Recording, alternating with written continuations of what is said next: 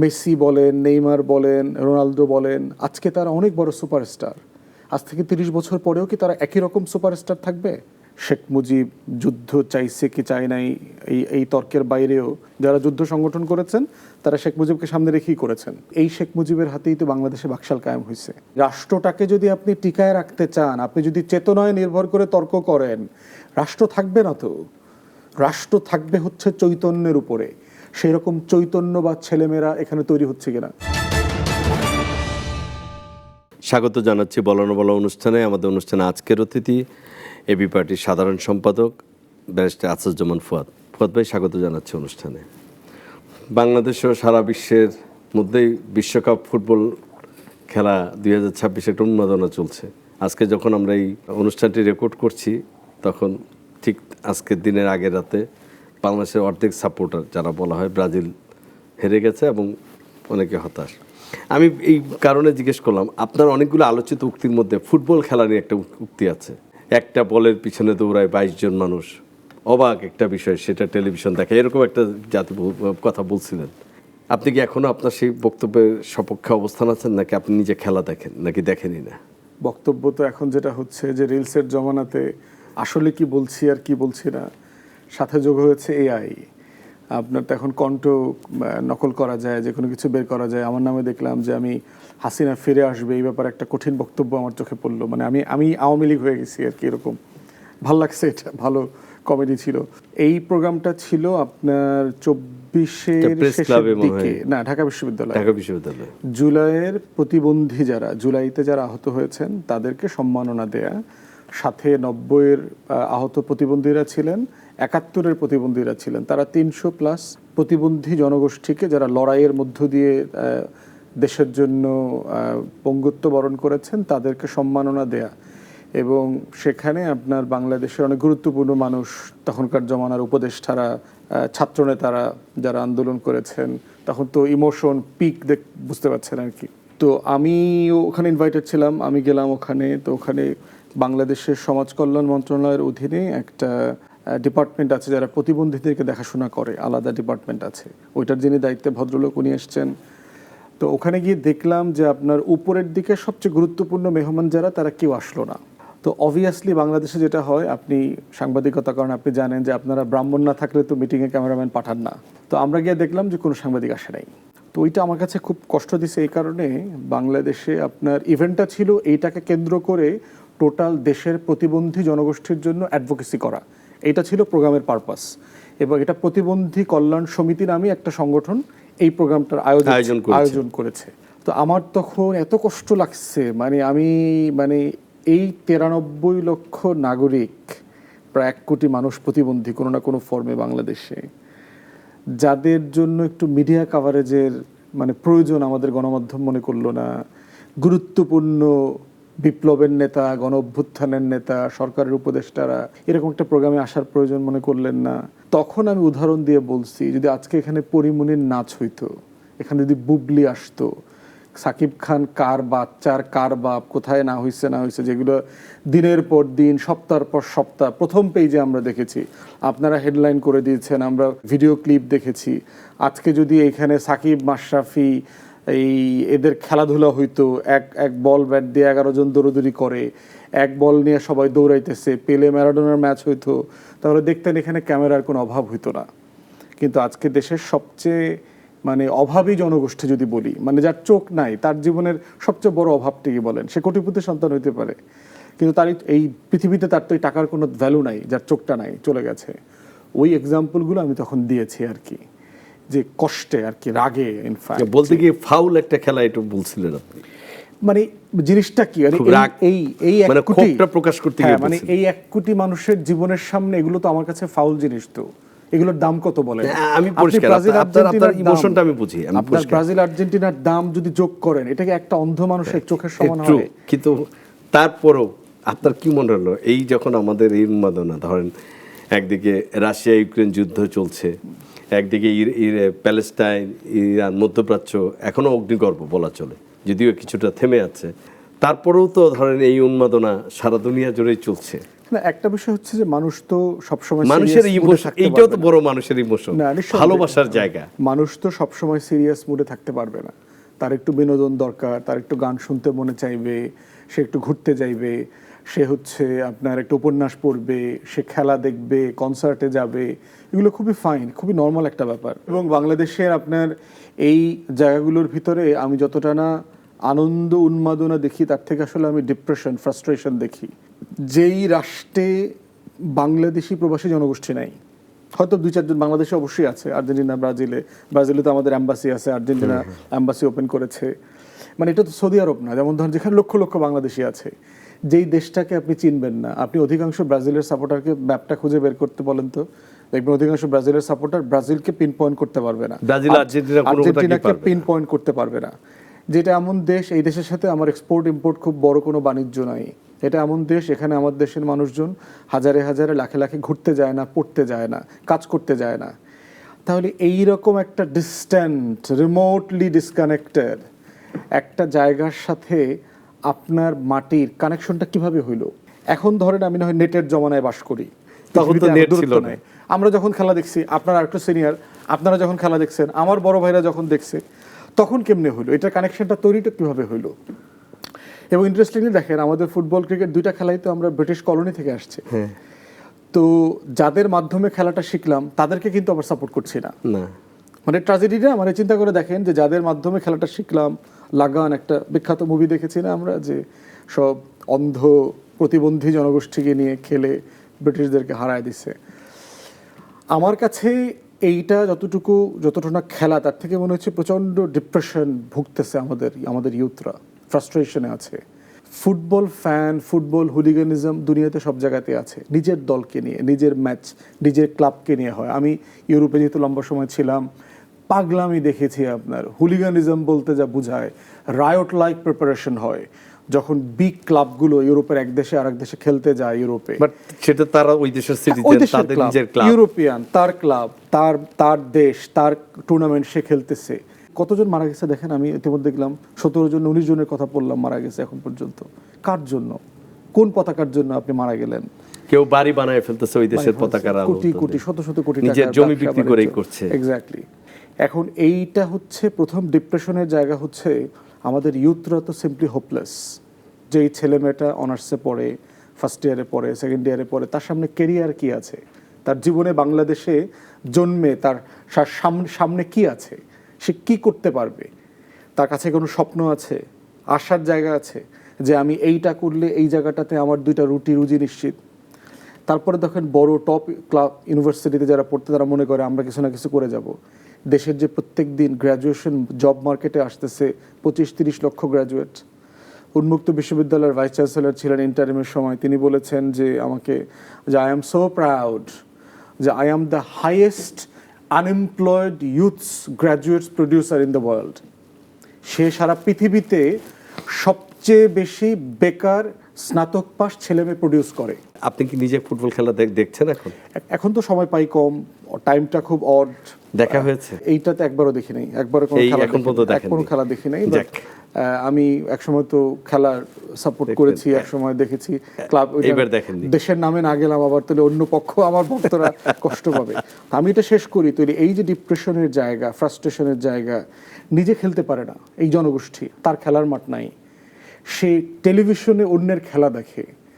এটা কিন্তু কষ্টের জায়গা কিন্তু এগুলো আপনার। আপনি চিন্তা করে দেখেন, বাংলাদেশ ক্রিকেট টিমে আসার আগ পর্যন্ত আমরা কিসের সাপোর্টার ছিলাম? ভারত পাকিস্তানের সাপোর্টার ছিলাম। এখন আমরা নিজেদের, এখন চিন্তা করে দেখেন, এখন কিন্তু ওই জায়গার থেকে আমরা সরে আসছি। তাহলে রাষ্ট্র আকারে আমাকে ভাবতে হবে যে আমাদের তরুণদের যে আকাঙ্ক্ষা, তার নিজেকে, তাকে যে স্পোর্টসের সাথে কানেক্ট করবার যে স্বপ্ন, আমাদের ছোটবেলায় দেখেছি এই ইউনিয়নের সাথে ওই ইউনিয়ন, এই স্কুলের সাথে ওই স্কুল, এই মহল্লার সাথে এই মহল্লা। হ্যাঁ, মানে আমরা 80 দশকে 90 দশকে আমাদের হাইয়েস্ট ইয়ে ছিল ওই সময়। সেই জায়গাগুলো কোথায় গেল? আপনি কিছু বললেই সেটা ভাইরাল হয়ে যায়। আমি দেখি অনেক প্রশ্ন, আপনি যখন একটা বক্তৃতা দেন ওখানে তো কোনো না কোনো টপিকস দেখা যায়, পজিটিভ অর্থে হোক আর নেগেটিভ অর্থে হোক, ম্যাক্সিমাম সময় নেগেটিভ অর্থেই আসে। যেমন আপনি ঢাকা বিশ্ববিদ্যালয় নিয়ে আপনি একটা উক্তি করেছেন, ফ্যাসিবাদ, দালাল, বাটপাট, মানে যে শব্দগুলোই প্রয়োগ করেছেন, এটাও কি আপনি কোনো ক্ষোভের বহিঃপ্রকাশ থেকে বলছেন? এবং আপনার বিরুদ্ধে দেখলাম 100 কোটি টাকার মানহানি মামলা হয়েছে এবং আপনাকে ক্ষমা চাইতে বলা হয়েছে, এবং কারা বলছে? যারা ধরেন আপনারা একসময় জুলাই আন্দোলনের সঙ্গী সাথী, যারা আপনাদের যেই প্ল্যাটফর্ম যারা ছিল একসাথে, তারাও এটাকে নেগেটিভলি পজিটিভলি নিচ্ছে না, ইতিবাচকভাবে নিচ্ছে না, এবং আপনাকে অনেকে ট্রল করছে। আপনি কি বলবেন, এটা ব্যাখ্যা কি?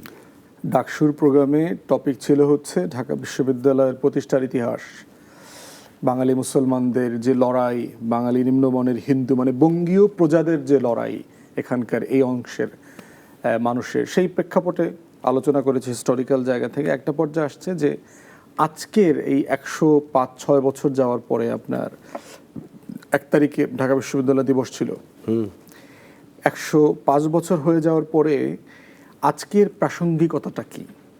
যেমন ধরেন পুরাতন জমিদার বাড়ি দেখতে যাই না আমরা, পুরাতন ফোর্ট দেখতে যাই না, এইরকম একটা পুরাতন ফোর্ট দেখবেন যে আপনার চারপাশ থেকে গাছপালা উঠে গেছে, কিরকম পরিত্যক্ত।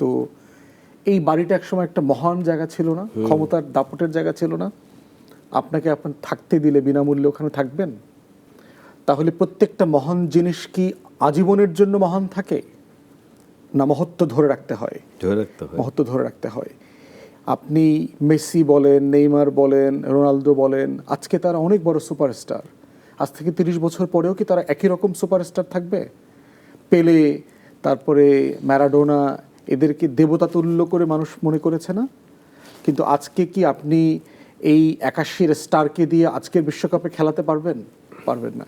তাহলে আজকে 26-এর স্টাররা কি 2036-এ স্টার থাকবেন? থাকবেন না। সিম্পল জিনিস এটা। আমাদের বক্তব্যের একটা বড় সমস্যা যেটা হচ্ছে যে আপনার বিশাল অংশ আছে হচ্ছে মানে আইকিউ লেভেল এত পুরো বক্তব্যটা জানার আগ্রহ পর্যন্ত নাই যে আসলে কি বললেন। আমি ওখানে 23 মিনিট বক্তব্য দিয়েছি, তো আপনি 2 মিনিট শুনে কমেন্ট করে ফেললেন, আপনি আগে পরে পুরো লড়াইটা শুনলেন না যে এটার প্রাসঙ্গিকতাটা কি। আমি যে প্রশ্নটা রেজ করেছি, এবং আমি কিন্তু একটু ভিন্ন ধারার পলিটিশিয়ান, আমি কিন্তু টিপিক্যাল পাওয়ার স্টেক হোল্ডারদেরকে খুশি রেখে ঠেকে কথাটা তো বলি না। একটা জাতির জন্য, রাষ্ট্রের জন্য যেই কথাটা তাকে শুনতে হবে, তাকে বুঝতে হবে, সেই প্রশ্নটাই আমি রেজ করি।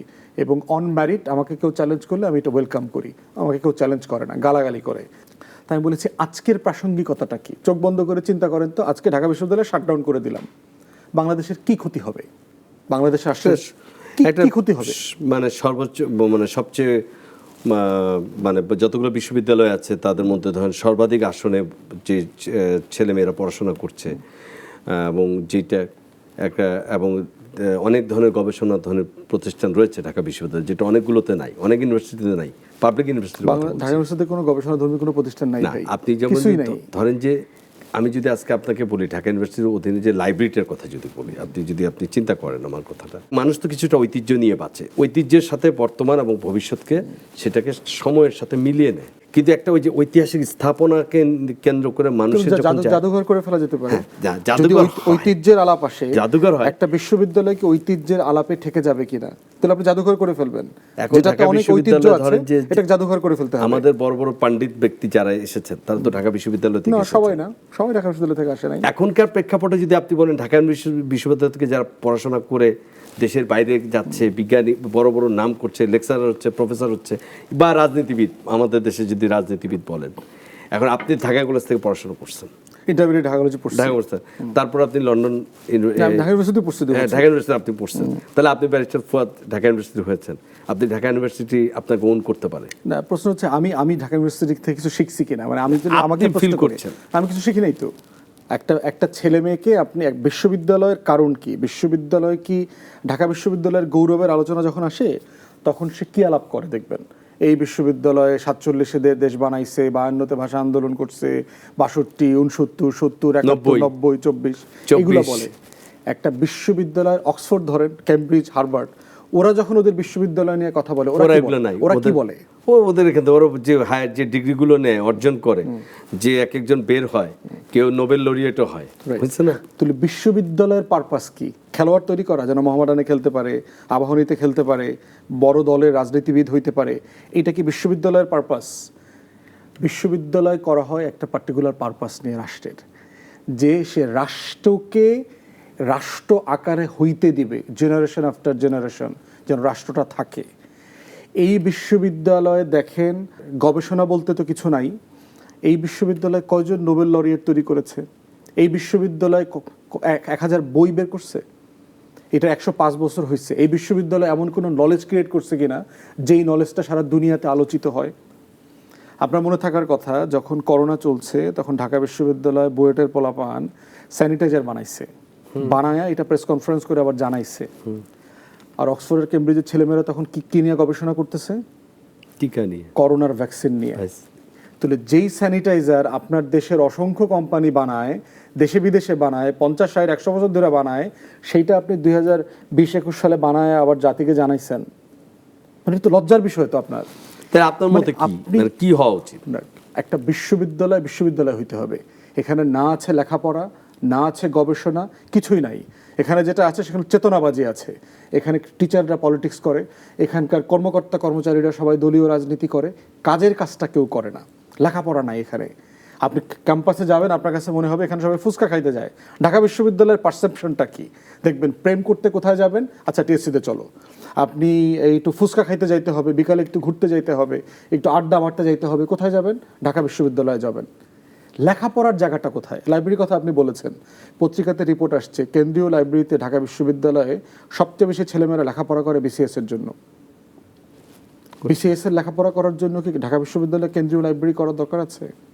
আর জায়গা তো একটা পাচ্ছে, মানে বিসিএস এর না লেখাপড়া, শুধু বিসিএস না, আমি বলছি বিসিএস না, কিন্তু ধরেন এইটাই কোথায় আছে? না, প্রশ্ন হচ্ছে এটা তো রাষ্ট্রকে প্রশ্নটা করতে হবে যে কেন ঢাকা বিশ্ববিদ্যালয়ের ছেলেমেয়েদেরকে দিনরাত বিসিএস এর জন্য পড়তে হবে, এবং সেটা কেন্দ্রীয় লাইব্রেরিতে। কেন আপনার সমাজ ব্যবস্থায় তাই, আপনার রাষ্ট্র ব্যবস্থায় আপনি চাকরি আপনি বলে রাখছেন একটা বিসিএস পাস করে নিশ্চিত লাইফ। হ্যাঁ, তাহলে এইটা প্রশ্নটা আমাকে করতে হবে না? আমি তো এই রাষ্ট্র চাই না তো। এরপরে এই ছেলেমেয়ের জীবনের যে কষ্ট আসতেছে, অনার্স পাশের পর্দার যে লড়াই আসতেছে, আপনি দেখবেন এখানকার 2002, 3, 4, 5 সেশনের ছেলেপেলেরা এখানে পলিটিক্স করতেছে। 20 বছর হয়ে গেছে, 25 বছর, ওদের ছেলেমেয়েরাও কদিন পরে বিশ্ববিদ্যালয়ে ভর্তি হবে। কিন্তু সেটা তো বিশ্ববিদ্যালয়ের দোষ না, দোষ হচ্ছে আমার রাষ্ট্র ব্যবস্থা, আমার অবকাঠ। তর্কটা তো তুলতে হবে। এই বিশ্ববিদ্যালয় এই লড়াই, যখন ঢাকা বিশ্ববিদ্যালয়কে নিয়ে আপনি বলেন, তখন তো ঢাকা বিশ্ববিদ্যালয় যারা পড়ুয়া স্টুডেন্ট তাদের অনুভূতিতে আঘাত না, অনুভূতিতে আঘাত পাইলে তো আসল জিনিস বুঝলো না। যারা সেন্সিবল, আপনি যদি কমেন্ট পড়েন আপনি বুঝবেন, যারা সেন্সিবল লোক তারা বুঝতেছে যে তর্কটা কোথায়। আপনি যদি চেতনাবাজি করেন তাহলে আপনি চেতনায় গিয়ে আপনার পতন আছে, সামনের দিনগুলোতে কষ্ট আছে। যেমন ধরেন তিতুমির কলেজ নিয়ে বিশ্ববিদ্যালয় করা, 7 কলেজে অনেক আন্দোলন হয়েছে না? তিতুমির কলেজের ছেলেমেয়েরা আসলে কি চায়? ওদের আন্দোলনের ছেলেমেয়েরা আমার সাথে দেখা করতে আসছে। আমি বলছি, ভাই তোমরা কলেজের নাম পরিবর্তন করতে চাও তো? তিতুমিরটা বদলে কালকে অক্সফোর্ড নাম দিয়ে দিলাম, তোমার ইউনিভার্সিটির নাম হবে কেমব্রিজ ইউনিভার্সিটি। পরশু দিন কি তুমি চাকরি পাবা? পরশু দিন কি তোমার সার্টিফিকেটের দাম বাড়বে? পরের সপ্তাহে কি তুমি স্কলারশিপ নিয়ে আমেরিকাতে, ব্রিটেনে যাইতে পারবা? এর পরের সপ্তাহে কি তোমার গবেষণা বাড়বে? মানে একটা বিশ্ববিদ্যালয় হয় কিসের ভিত্তিতে? সেই জায়গাটার কোনো কাজ এই আয়োজনের ভিতরে আমরা দেখতে পাচ্ছি না। অতএব এই তর্কটা তো আমাকে তুলতে হবে যে আমার প্রত্যেকটা বিশ্ববিদ্যালয় থেকে লক্ষ লক্ষ তারা কি স্কিল জনগোষ্ঠী তৈরি করছে, না বেকার প্রডিউস করতেছে, বেকারত্বের আতুরঘর তৈরি করছে। এই কষ্টটা সে বুঝবে কবে? আজকেরই আংরা বুঝবে না। ওর যখন চেতনার বয়স চলে যাবে, 40-এর পরে যখন চুলদাড়ি পাকা শুরু হবে, তখন বুঝবে যে ও স্কুল থেকে, কলেজ থেকে, বিশ্ববিদ্যালয় থেকে কি শিখছে। আমি তো কিছু শিখি নাই, স্কুল কলেজ কোনটা থেকে কিছু শিখি নাই। তাহলে এই যে না শেখার মধ্য দিয়ে আপনি যে সনদ দিয়ে দিচ্ছেন একটা ছেলে মেয়েকে, ওর পরিণতি কি? ও দুবাইতে গিয়ে টয়লেট মুখ, শিক্ষা ব্যবস্থার সমস্যা, তর্কটা তুলতে হবে না? এইটাই তো আমার পুরো আলোচনার জায়গা। আপনি কেন বলছেন না সরাসরি যে আমাদের শিক্ষা ব্যবস্থাটাই ভুল? ঢাকা বিশ্ববিদ্যালয় উচ্চশিক্ষার জায়গা থেকে বলছি যে আপনার ওটা নিয়ে তো আলোচনা এর আগে বহুবার আমি করেছি। তাহলে ঢাকা বিশ্ববিদ্যালয়কে এই রিভিউটা করতে হবে। ঢাকা বিশ্ববিদ্যালয় সম্পর্কে যদি আপনার এই মানদণ্ড তারায়, অন্যগুলোর অবস্থা কি? একই রকম এক্সটেনশন তো, এগুলোর তো বাই ডিফল্ট এক্সটেনশন। বেসরকারিগুলো নিয়ে কি বলবেন? সবকিছু এর তো বললাম যে আমার টোটাল সাম আপ, এই রাষ্ট্রটাকে যদি আপনি টিকায় রাখতে চান, আপনি যদি চেতনায় নির্ভর করে তর্ক করেন, রাষ্ট্র থাকবে না তো। রাষ্ট্র থাকবে হচ্ছে চৈতন্যের উপরে। সেই রকম চৈতন্য বা ছেলেমেয়েরা এখানে তৈরি হচ্ছে কিনা? ঢাকা বিশ্ববিদ্যালয়ে ভর্তি পরীক্ষায় দেখছেন 10% ছেলেমেয়ে পাশ করে নাই। তাহলে আপনার সোনার বাংলায় লক্ষাধিক ছেলেমেয়ে কেন ম্যাট্রিক ইন্টারে পায়, সোনার হাঁস পায়? আপনাকে আমাকে এই প্রশ্নটা করতে হবে না যে আপনি বুয়েটের ভর্তি পরীক্ষায় 5%, 7% ছেলেমেয়ে পাশ করছে না, তাহলে এই লক্ষ লক্ষ ম্যাট্রিক ইন্টারের সোনার হাঁসওয়ালাদেরকে আমরা কি করব? কারণ সে তো মনে করছে সে গোল্ডেন জিপিএ পায়। কিন্তু সে তো আসলে 5% না, সে আসলে 8% হয় নাই, সে কোনো কাজ আমি জানে বুঝতে না, পারছি এই সে তর্কটা ভাষা জানে না। থাকলো, এই তর্কটা হয়তো আরো সামনে ভবিষ্যতে হবে। এই জন্য চাই আমরা এগুলো নিয়ে সিরিয়াস তর্কটা চাই। রাষ্ট্রে এই তর্কটা না থাকলে যেটা হবে, আপনি সামনে এগোতে আমার কথা পারবেন হচ্ছে না। পলিসি মেকিং যারা করবে, পলিসি মেকার তারাই তো ঢাকা বিশ্ববিদ্যালয়ের ছেলেপেলেরাই পলিসি তো মেকার ঢাকা ইউনিভার্সিটি ছেলেমেয়েরা করে, কখনো কখনো তারা রামে। আজ পর্যন্ত ঢাকা ইউনিভার্সিটিতে যদি পলিসি মেকিং এর কথা বলেন, রাষ্ট্রের অবকাঠামোর পলিসি তারা করেনি। তারা একটা বৃহৎ ক্ষেত্রে যখন দেখেছে একটা অনাচার, একটা দুঃশাসন, একটা অপশাসন, তখন তারা নেমেছে, বুকের তাজা রক্তপ্রাণ দিয়েছে। আমরা দেখেছি এটাতে। আমাদের তরুণ ছাত্রনেতা তখন এনসিপি হয়নি, হাসনাত আবদুল্লাহর একটা কোড আমার কাছে এবং নাহিদ ইসলামের একটা কোড আমার কাছে মনে আছে, যে তারা বলেছিলেন যে আমরা এমন একটা সমাজ চাই, রাষ্ট্র ব্যবস্থা চাই, যে আওয়ামী লীগ বা শেখ হাসিনা চলে গেছে তারাও সেখানে ইনসাফ পাবে, এবং তারা আমার মতের বিরুদ্ধে যদি, তারা যদি আমার মতকে সম্মান না জানায়, তারা যদি আরেকটা মতকে সমাজের প্রতিযোগিতা, আমি তাদের মতকে গ্রহণ করব না, কিন্তু আমি তাদের মতকে অসম্মান বা অশ্রদ্ধা করব না। এটা সে সময় একটা খুব আলোচিত হয়েছিল। এবং সৈয়দ ওসমান হাদির একটা কথা বলছিল যে ইনসাফের প্রশ্নে সে আওয়ামী লীগকেও সাথে বেইনসাফি করতে চায় না। প্রশ্ন হচ্ছে সামাজিক যোগাযোগ মাধ্যমে, যেটা আগে আমাদের 90-এর দশকের পরে ছিল না, এখন একটা এসেছে। ব্যারিস্টার ফুয়াদ, আপনি খেয়াল করবেন, অসংখ্য প্রাণের বিনিময়ে যে জুলাই এসেছে, এমনি এমনিতেও তো আসেনি। এবং আমার দেশের সবচেয়ে বড় কথা, জুলাইয়ের ক্রেডিট নেওয়ার ব্যাপারে আমরা দেখলাম 2 বছরে গোত্রে গোত্রে ভাগ হয়ে গেছে। এটা আপনি অস্বীকার করতে পারবেন না। এমনকি জুলাই যোদ্ধা যারা ছিল অগ্রভাগে, তাদের মধ্যে 2-3 ভাগ এখন কেউ কেউ সরেই গেছে। যেমন উম্মে ফাতেমা যে মেয়েটি, সে মাঝে মধ্যে এই পোস্ট দেয়, সে লিখে যে সে সরে গেছে এখান থেকে, কিন্তু সে যারা এখন জুলাই চেতনা নিয়ে যারা দাবি করে তাদেরকেই ব্যঙ্গ করে সে কথা বলে। আবার আমরা দেখছি যে এই রকম সুযোগে একদম মেহনতি মানুষ যারা খেটে খাওয়া, তারা অনেকেই বলে ফেলছে আগে তো ভালো ছিলাম, কোনো পরিবর্তন পাইনি। ওরা বলছে ওদের পার্সপেক্টিভ হচ্ছে, ওদের চোখে আমার জীবন মাত্রা এতে নেই। আপনি নিশ্চয়ই খেয়াল করছেন, একজন বলছিল এই যে মেট্রো রেল হচ্ছে, আমার কী লাভ, আমি তো মেট্রোতে যাব না, কিন্তু আমার নামে তো বিশ্বব্যাংকের লোন আমার নামে হচ্ছে, বা IMF-এ আমি ঋণ, আমি তো 1 টাকা ঋণ নিইনি, আমি কেন, প্রত্যেকের ঘরে ঋণের বোঝা। এবং যে কারণে অনেকে বলছে যে আগে আমি ভালো ছিলাম, বা হাসিনা আমলে। কালচারের যার পার্সন, যারা সংস্কৃতিবান, তারা তাদের ওপিনিয়ন পুল করতে গিয়ে কেউ কেউ জুলাইকে অশ্রদ্ধা করে বক্তব্য দিচ্ছে, এটাও সত্য। যেটা সংখ্যাটা খুবই, মানে যদি বলি যে আনুপাতিক হারে, মানে একবারে দৃশ্যমান, 1 জন 2 জন 3 জন, তখন যেভাবে ওইটাকে আওয়ামী লীগ ফিরে আসছে বলে যে ন্যারেটিভটাকে বা যে একটা শঙ্কা হয়, আমি অনেক বড় প্রশ্ন করছি আপনাকে, আপনি একবার উত্তর দেন। তার মানে কি আওয়ামী লীগ ফিরে আসাটা কি একটা ভয় তৈরি করে, নাকি আপনারা মনে করেন যে আওয়ামী লীগ আসলে, যেহেতু আপনারা আগে বলছেন আওয়ামী লীগ অপ্রাসঙ্গিক হয়ে গেছে মানুষের কাছে, আওয়ামী লীগ আসলে একটা ভয়ের কারণ হয়ে আছে নাকি অপ্রাসঙ্গিক হয়ে গেছে, এইটা আপনার কাছে জানতে চাই। আওয়ামী লীগ তো দীর্ঘ সময় এই মাটিতে আলোচনার টপিক ছিল, নিঃসন্দেহে। আপনি তাকে তো কোনোভাবে এটা অস্বীকার করা যাবে না। আওয়ামী লীগ তো বাংলাদেশের ইতিহাসের সাথে জড়ায় আছে।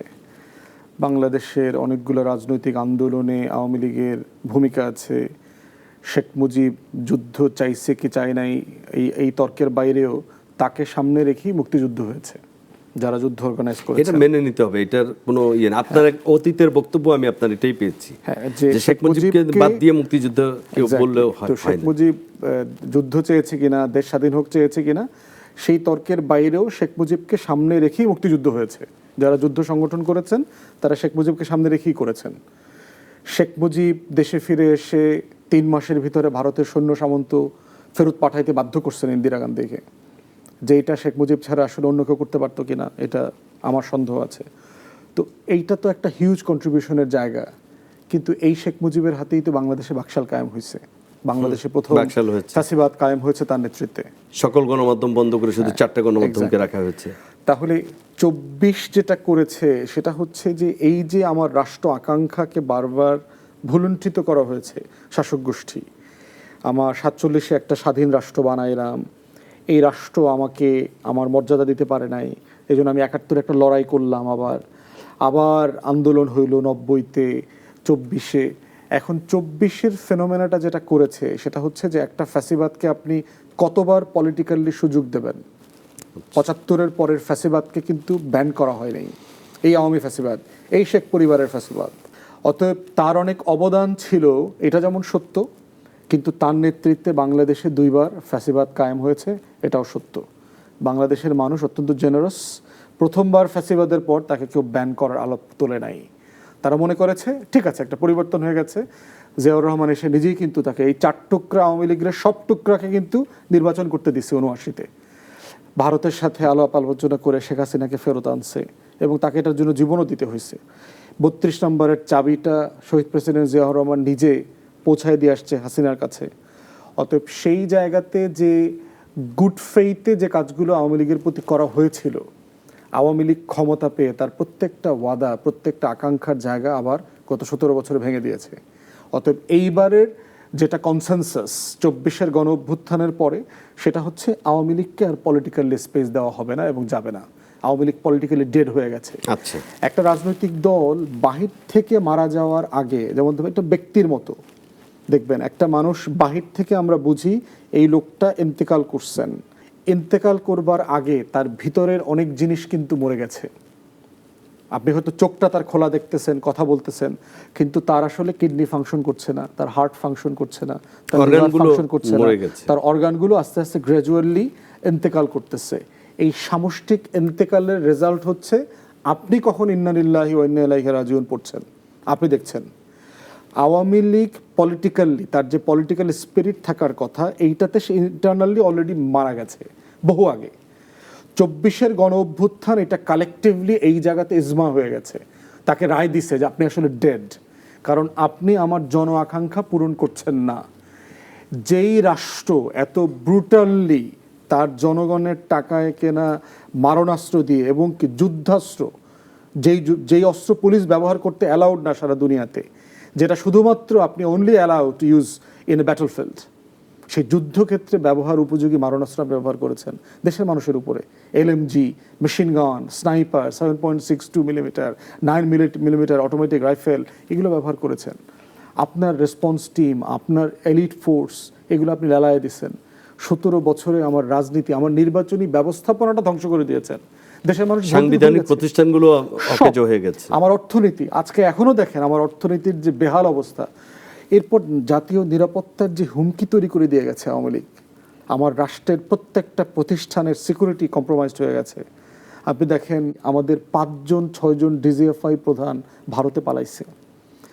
গতকালকে পত্রিকাতে দিলাম 3জন সিনিয়র জেনারেল কলকাতার ইন্ডিয়ান অফিসারদের যে বাস, মানে ডিওএইচএস টাইপের যে এলাকা, সেই এলাকাতে তারা থাকেন ইন্ডিয়ান প্রোটেকশনে।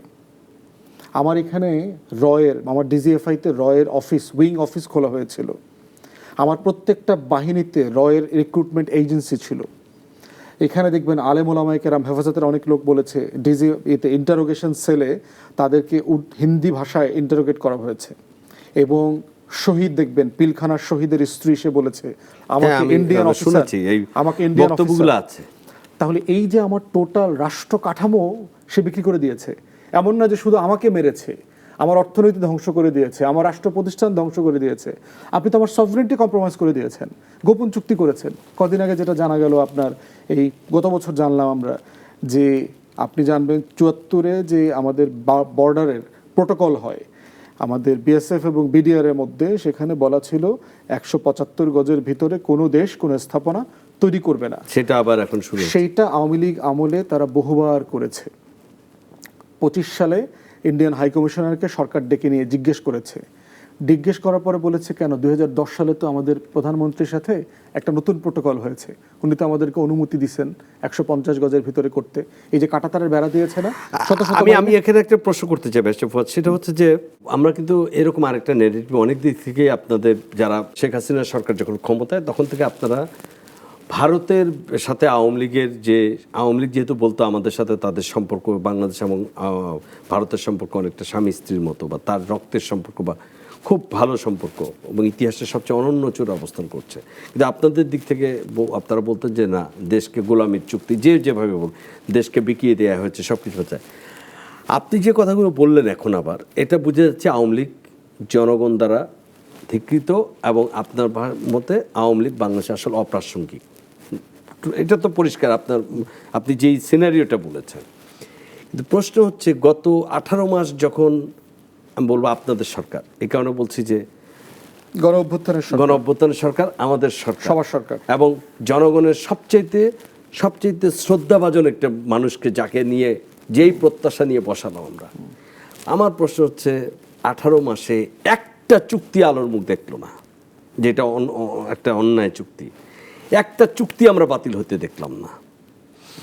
এমনকি বর্তমান সরকার যে ক্ষমতা আছে, আমাদের গণতান্ত্রিক সরকার, তারাও এখন পর্যন্ত একটা চুক্তির বিষয়ে আমাদেরকে জনগণ জানতে পারলো না যে শেখ হাসিনা 17 বছরে একমাত্র আদানির চুক্তিটা অনেক পীড়াপিড়ি করে আমরা জানতে পারছি যে আদানির চুক্তিটা কিভাবে আদানি এক পক্ষ নিয়ে আমাদের কাছ থেকে বিদ্যুৎ আমরা কিভাবে কিনছি, আমরা বাতিলও করতে পারছি না। যখন এইটা একটা প্রেক্ষাপট, ঠিক তখন আরেকটা প্রেক্ষাপট আসলো, যেটা আপনি বললেন যে আমার সার্বভৌমত্ব যদি কতটা হুমকির মুখে বা এরকম। আমি তো ঠিক একই কাজ করলাম আমেরিকার সাথে।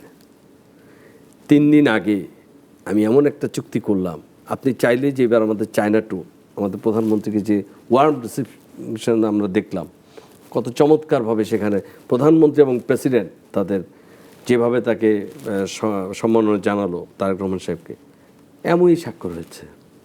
কিন্তু আফগানের যে চুক্তি আছে আমেরিকান চুক্তিতে, সেই চুক্তিকে আপনি ভায়োলেট করে আপনি চায়না থেকে আপনি জঙ্গি বিমান কীভাবে কিনবেন, যুদ্ধ বিমান কীভাবে কিনবেন? আপনি চাইলেই অনেক কিছু নিতে পারবেন না ওই চুক্তিকে ভায়োলেট করে।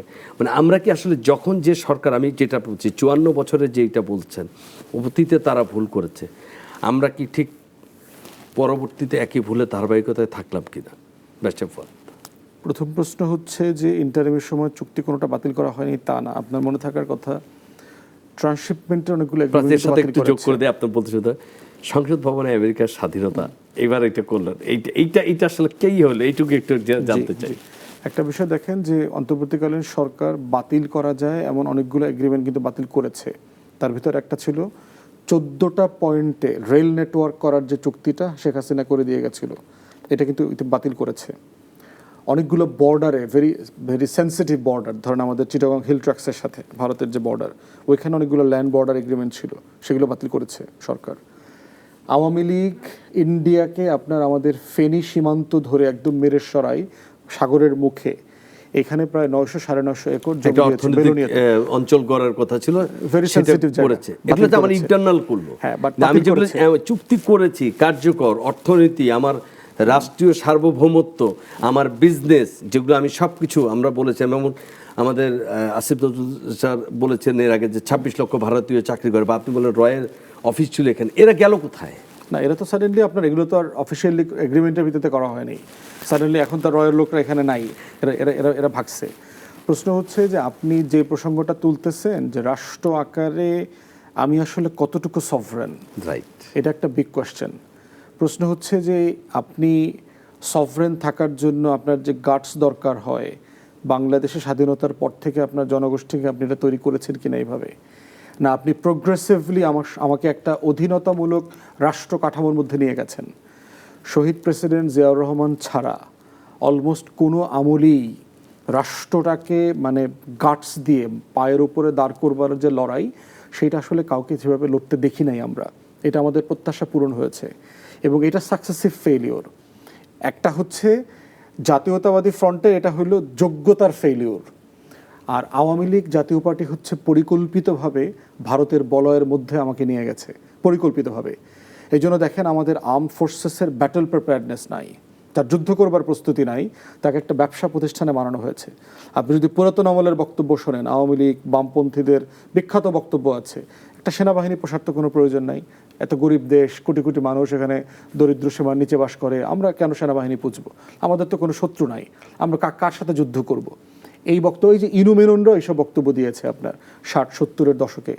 অতএব আওয়ামী লীগ কিন্তু আপনার বরাবরই সেনাবাহিনী বিরোধী ছিল, স্ট্যান্ডিং আর্মি বিরোধী ছিল, এবং এটার বিরুদ্ধে তার বক্তব্যকে সে বুঝেছে যে এটা আমাকে ক্ষমতা আসতে দিচ্ছে না। তখন তারা যেটা করে, তারা পরিকল্পিতভাবে এটাকে ব্যবসা প্রতিষ্ঠানে পরিণত করেছে। আপনি দেখবেন আমার সেনাবাহিনী আসবাবপত্র বানায়, তার ব্যাংক আছে, তার হোটেল আছে, রেস্টুরেন্ট আছে, তার গরুর ফার্ম আছে, দুধের ব্যবসা করে, আলু পটল পেঁয়াজের ব্যবসা করে, মানে হেন কোনো ব্যবসা নেই। বাংলাদেশের সম্ভবত সবচেয়ে বড় কর্পোরেশন যদি বলেন তাহলে সেটা আমাদের সেনাবাহিনী হবে, যে প্রচুর আইটেম বানায়। আপনার মনে থাকার একটা ফানি ক্লিপ আছে, আপনারা দেখবেন যে গত বছর আমাদের বাণিজ্য উপদেষ্টা গেছেন ওই যে মেশিন টুলস ফ্যাক্টরিতে কোথাও, তাদের একটা আসবাবপত্রের শোরুম, মিষ্টি এগুলো ওপেন করবার জন্য। ওখানে উনি বলছেন আপনারা এগুলো বানান কেন? আপনারা অস্ত্র বানান না কেন, আপনারা বুলেট বানান না কেন? মানে মেশিন টুলস ফ্যাক্টরিটা করা হয়েছে আপনি অস্ত্র বানাবেন, তারা হচ্ছে এখন অলমোস্ট কিছুই বানায় না। তো এই যে আমার রাষ্ট্রর সভরেন্টির শর্ত তো হচ্ছে আপনার আর্ম ফোর্সেস, আপনার সীমান্ত যারা পাহারা দেয় তারা কতটুকু ব্যাটল প্রিপেয়ারনেস নিয়ে আছে, তারপরে না আপনি দেশ বানাবেন। কেউ এটা আপনার বাগানের সীমানা যদি ঠিক করতে না পারেন, আপনি ফুলের চাষ কিভাবে কেউ করবেন? এটা করেনি। ফেলিয়ার আছে কাছে কি এখানে। মনে হয়, আমি একটু জিজ্ঞেস করে যদি এইভাবে, বাংলাদেশ তো ধরেন 17 বছর ভারতের বলয়ে ছিল, ভারতমুখী, এটা অস্বীকার করার উপায় নেই। তারপর আমরা একটু দেখতাম শেখ হাসিনা কীভাবে যেন চায়না এবং ইন্ডিয়া এই দুইটা একটা ব্যালেন্স করেছে, কীভাবে যেন করেছে, এবং হরিলুটের মাধ্যমে কিছু দৃশ্যমান উন্নয়ন হয়েছে, অস্বীকার করার উপায় নেই। কিন্তু আমরা এখন বর্তমানে আমরা কোন বলয়ে আছি? আমেরিকা, চায়না, নাকি আমরা ভারত থেকে একবারে সরে যেতে না, পারছি? কোনো জায়গা থেকে আপনার সরার প্রয়োজন নাই, মানে কোনো বলয়ে এক্সক্লুসিভলি আপনার ঢোকারও প্রয়োজন নাই, বের হওয়ারও প্রয়োজন নাই, কোনোটা প্রয়োজন নাই। আচ্ছা, রাষ্ট্র আকারে আপনার দরকার হচ্ছে সবার সাথে ইকুয়াল ডিগনিটি, মর্যাদা রেখে আপনার জাতীয় স্বার্থ রক্ষা করে আপনি সম্পর্কটা মেনটেন করবেন। আমরা যারা ভারতের ব্যাপারে কথা বলি, আমরা তো এটা বলছি না যে ভারতের সাথে আমার কোনো সম্পর্ক থাকবে না, এটা মর্যাদার প্রশ্নের ব্যাপারে কথা বলি, আমার স্বার্থের প্রশ্নে আমি কথা বলছি, জাতীয়তাবাদী জায়গা থেকে আর কি। তো সেইখানে আমরা, আপনি যে আমেরিকার সাথে ট্রেড এগ্রিমেন্টের কথা বলেছেন, দেখেন এই ট্যারিফ এগ্রিমেন্টটা কিন্তু ট্রাম্প সারা দুনিয়ার উপর চাপিয়ে দিয়েছে, এটা শুধু বাংলাদেশ স্পেসিফিক ইস্যু না। আপনার মনে থাকার কথা যে সারা দুনিয়াতে রেসিপ্রোকাল ট্যারিফের নামে মানে তার পণ্য ঢুকতে যত শতাংশ লাগে, ওই দেশের পণ্য আমেরিকাতে একটু সংশোধন দেয়। ট্যারিফ যেটা উনি দিয়েছিলেন, কাউকে 50%, কাউকে 40%, 35%, সেটা পার্সেন্টেজ ছিল। কিন্তু যখন ট্যারিফ চুক্তিটা হয়েছে, যখন যেই সময় তাদের supreme court, federal supreme court যখন এটা বাতিল করে দিল, তখন ট্রাম্প তার পুরনো জায়গা থেকে সরে এসে 10%, 15% চুক্তির পরে করেছে। না, আমাদের চুক্তিটা হয়েছে পরে, আমি আপনাকে দায়িত্ব নিয়ে বলছি, আমাদের চুক্তিটা হচ্ছে আমাদের 12ই ফেব্রুয়ারি নির্বাচন হলো, তার ঠিক 3 দিন আগে। আর এটা হয়েছে না, সুপ্রিম কোর্ট ডিসিশনটা পরে আসছে। না, সুপ্রিম কোর্টের সিদ্ধান্তটা আমি বলি, সুপ্রিম কোর্ট প্রথম দিন যখন তার শুনানি হয়েছে, তারা এটা স্থগিত করে দিয়েছিল। আমরা চুক্তিটা করেছি, আমরা যেই সময়টা করেছি তার রায়ের পরে, যে কারণে আমাদের পার্শ্ববর্তী রাষ্ট্রসহ আরও 2-3টা রাষ্ট্র কিন্তু আরও অনেক পরে তারা গেল। কিন্তু আমি সেটা বলছি না, চুক্তি হতে পারে, একটা দেশের সাথে আরেকটা দেশের চুক্তি এটা হবে। আর আমেরিকা এই দেশে পৃথিবীর একটা সুপার পাওয়ার, তার সাথে আপনার একটা চুক্তি, মানে আপনি তার সাথে থাকলেন, এটা খারাপ কিছু না। কিন্তু আমি বলছি যেইভাবে আমরা ভারতের সাথে আমরা যেটা আমরা শুনেছি যে আওয়ামী লীগ একতরফা করছে, মানে আমরা যেভাবে একতরফা চুক্তিতে গেলাম, এটা কি বর্তমান সরকারকে? না, চুক্তিটা একতরফা হয় নাই, এবং গিভেন ওই বাস্তবতাতে এর থেকে বেটার এগ্রিমেন্ট করবার অপশন বাংলাদেশের মতো রাষ্ট্রের ছিল না। কিন্তু এই সরকার তাদের বিপাকে পড়লো কিনা? না, বিপাকে হচ্ছে এটা উইথড্র করবার জায়গা আছে, আপনার তো 60 দিনের নোটিশ দিয়ে আপনি এখান থেকে এক্সিট ক্লোজ আছে, আপনি বের হয়ে আসতে পারবেন। আমেরিকার সাথে কি সম্ভব? আপনি, সেটা তো সম্পর্কের ব্যাপার, পৃথিবীর কেউই বের হচ্ছে না। বিষয় হচ্ছে যে আপনি একটা জায়গাকে ডিপ্লোম্যাটিকলি কিভাবে ম্যানেজ করবেন, সেই ম্যানেজ করবার যার জন্য ইউরোপ কি করছে, তারা ওয়েট করছে নির্বাচনের জন্য, মধ্যবর্তী নির্বাচন, তারপরে হচ্ছে আপনার 2 বছর পরে হচ্ছে আমেরিকার প্রেসিডেন্সিয়াল ইলেকশন। সারা দুনিয়ার উপর যে জিনিসটা চাপিয়ে দিয়েছে, আপনার মতো একটা দুর্বল ভঙ্গুর রাষ্ট্র সেটাকে কিভাবে চ্যালেঞ্জ করবে? ভারতকে দিয়েছে $550 বিলিয়ন প্রোডাক্ট কিনতে হবে আমেরিকার কাছ থেকে। সাউথ কোরিয়াকে দেখলাম $350 বিলিয়ন ইম্পোজ করেছে, ট্যারিফ ইম্পোজ করেছে। সেখানে আমরা তো খুবই দুর্বল। তো সেখানে আমাদের অবস্থা কি? আমাদের আপনার ডেফিসিট হচ্ছে $6 বিলিয়ন মতো। আমরা আমেরিকাতে এক্সপোর্ট করি $8 বিলিয়ন মতো, ইম্পোর্ট করি, তারা আমাদের এখানে পাঠায় হচ্ছে 2+ বিলিয়ন। তো এখানে ডেফিসিট আছে আমাদের পক্ষে $6 বিলিয়ন মতো। আমেরিকা যেটা চাচ্ছে, তোমরা এটা অ্যাডজাস্ট করো, $6 বিলিয়ন কিছু না কিছু কেনো। এই চুক্তির সামারি হচ্ছে যেই জিনিসগুলো বিভিন্ন দেশ থেকে আমরা কিনি, সেই জিনিসগুলোর একটা পার্সেন্টেজ আমেরিকা থেকে কিনে এই ডেফিসিটটাকে অ্যাডজাস্ট করা। যেমন সরকার কি বলেছে, ধরেন আমরা 3 বিলিয়ন ডলারের তুলা কিনি ভারত থেকে, বড় অংশের তুলা আমাদের গার্মেন্টসের। এখন আমরা বলছি যে আমরা এই $2 বিলিয়ন তুলা আমেরিকা থেকে কিনবো। এরকম আছে, আমরা এলএনজি নিয়ে আসবো, জ্বালানি এলপিজি নিয়ে আসবো, আমরা গম আমরা 1 বিলিয়ন ওখান থেকে নিয়ে আসবো, এভাবে রাশিয়া থেকে কিনি, এর থেকে ওর থেকে আমাদের বোয়িং কিনতে হবে, আমাদের আরো অনেক কিছু কিনতে হবে। ওইটা অ্যাডজাস্ট করা যাবে। কিন্তু প্রশ্ন হচ্ছে এটার মধ্য দিয়ে কি আমার সম্পর্ক লিমিট হয়ে যাবে? না, লিমিট হবে না, অনেকগুলো কারণে লিমিট হবে না। একটা হচ্ছে যে আপনার সুপ্রিম কোর্ট যেহেতু এটাকে স্ট্রাইক আউট করে দিয়েছে, ট্রাম্পের এই ট্যাক্স বেসিসটাই ভুল, রং অলরেডি বলেছে। দ্বিতীয়ত যেটা করেছে এটাকে দেখা দেখি কিন্তু ইন্দোনেশিয়া থেকে শুরু করে কম্বোডিয়া, ভিয়েতনাম অনেক দেশ দেখলাম ইতিমধ্যে ট্যারিফটাকে এগ্রিমেন্টটাকে সাসপেন্ড করেছে। তারা বলছে ঠিক আছে নতুন প্রস্তাব নিয়ে আসো। থার্ড হচ্ছে আপনি প্রয়োজনে দেবেন না, আপনি চুক্তি ট্রিগার করিয়েন না, চুপচাপ থাকেন আপাতত, ইলেকশন যাক, সময় যাক, আর কেনাবেচা করতে থাকেন। মানে চুক্তি ছাড়াও তো আমেরিকাকে বোঝানোর সুযোগ আছে। আপনি একটা সিচুয়েশনকে ডিপ্লোম্যাটিকলি কিভাবে হ্যান্ডেল করবেন, পার্টিকুলারলি আমেরিকার মতো রাষ্ট্র। ভারতের মোদি গেছিল না ছাসরামি করতে ওয়াশিংটনে, কি করছে? ওর উপরে ডাবল করে দিছে না ট্যারিফ? তাহলে আমাদেরকে 39 থেকে আপনার 19-এ এনে দিয়েছে। তাও যদি ওখানে শর্ত আছে, যদি ওর কেনা পণ্য দিয়ে আপনি কিছু বানায় আবার এক্সপোর্ট করেন, সেটা আবার ডিউটি ফ্রি হবে। হ্যাঁ, সেটা কিছু আমার আছে। এক্সপোর্টের কিন্তু 96% হচ্ছে আরএমজি। আমার এক্সপোর্টের 96% হচ্ছে আরএমজি। ধন্যবাদ। আমি ডিউটি পরিষ্কার ক্লোজ জিরোতে চলে আসবে। একদম পরিষ্কার। রাইট মোমেন্টের জন্য ওয়েট করা দরকার, সাটল রাইট, ডিপ্লোমেসি করা আমাদের দরকার। দেখতে হবে, আর সময় নিতে হবে। আমেরিকার মতো জায়গাতে আমি এই জায়গায় একদম শেষে আমরা চলছে, লাস্ট একটা 30 সেকেন্ডে জানতে চাই, সরকারের প্রায় 100 দিন পার হয়ে গেছে, 100 দিনের বেশি। সরকারকে এই খুবই শিশুকালের বয়সের সরকারকে 10-এ কত দিবেন? কিছু কিছু ব্যাপারে তো তার ব্যাপারে পজিটিভ, যেমন ধরেন সে সফরে যে চায়নাতে গেছে, তারপরে হচ্ছে 111-এর কুশীলবদের বিচার করছে, এটা পজিটিভ। ইন্টারিম অ্যাডমিনিস্ট্রেশনের সময় আগায় নেওয়া পদ্মা ব্যারেজ প্রকল্প পাশ করেছে, এগুলো পজিটিভ, সার্টেনলি আমরা এগুলোকে ওয়েলকাম জানাই। আবার নেগেটিভ জায়গা হচ্ছে যে জুলাইয়ের গুরুত্বপূর্ণ সংস্কারগুলোকে আন্ডারমাইন করা, র্যাটিফাই না করা, এটাকে নিয়ে অনেকের সন্দেহ তৈরি হচ্ছে যে আসলে তারা সংস্কারের ব্যাপারে সিরিয়াস কিনা। আইন শৃঙ্খলার ব্যাপারে কনসার্ন আছে, ইকোনমি যে বিগ কনসার্ন। নিশ্চয়ই আমরা সেটা সামনের দিকে দেখব, যেগুলো ভালো সেগুলোকে আমরা স্বাগত জানাই এবং আরও ভালোর প্রত্যাশা করি। আর আজকে আমরা এখানেই শেষ করছি আমাদের অনুষ্ঠান। আপনাকে অসংখ্য ধন্যবাদ। দর্শক, এরই সাথে শেষ করছি আমাদের আজকের বলা না বলা। দেখা হবে আগামী অনুষ্ঠানে নতুন কোনো এক অতিথির সাথে। ভালো থাকুন, সুস্থ থাকুন।